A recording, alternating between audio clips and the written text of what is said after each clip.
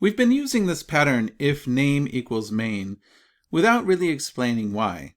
So I'd like to give a brief demonstration of what can go wrong if we don't use that pattern. Here's a little code that I wrote that just takes a string as an argument and prints the string in reverse order. This program uses some statements and some concepts that you haven't learned yet, but we will shortly, and it won't get in the way of this demonstration.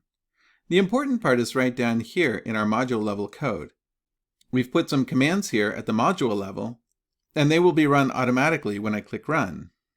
So when I click run, the interpreter goes through and says, okay, this is a function. I need to remember that this is here, but I'm not going to execute any code from it. Oh, but here's some unindented code. I need to do this. I need to print out this message and then wait for some user input. And then I need to call this function.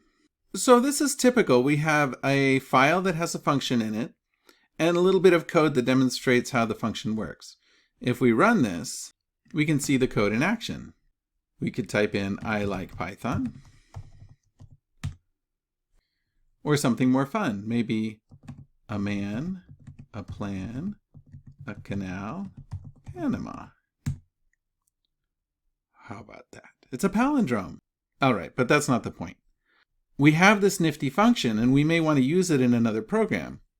For example, I've created another program here that does this amazing task of printing the word hello backwards. And it imports our first file so that it's able to access that function. Importing a file this way is just as if we copied all the code from the first file into this module. So I have access to that function, print string backwards. This file has 2 lines of unindented code. First we assign the word hello to my string, and then we call that function print string backwards. What we would expect is to see the word hello backwards. Note that I'm running main demo 2, and my unindented code from main demo 1 gets run. That's not what I wanted. I just wanted to use that function. Now I mentioned that using this import statement is just like copying all the code from the first file into the second file. So in addition to the function getting copied over, the unindented code was copied over, and the commands that I was using to demonstrate how this function works also get copied over and executed. I'd like to be able to prevent that. I would like these statements only to be evaluated if I directly run the code from this file. If I import this file into another file and then run the code, I want these statements to be ignored. And to do that, we take advantage of a magic variable called name. Let's demonstrate how this works. I'm going to take these lines away for a moment.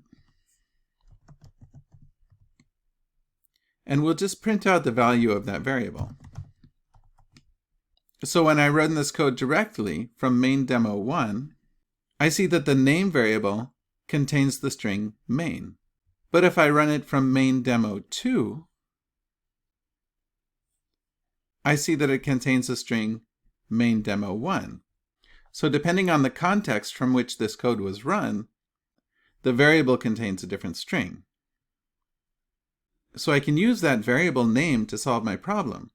If I say, if name equals main,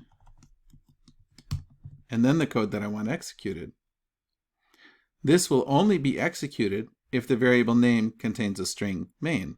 And that only happens if I run main demo 1 directly. So let's try this. We'll run main demo 1 directly, and I get the test code that I wanted. But now if I run main demo 2, which is going to indirectly run main demo 1, the demonstration code is not executed.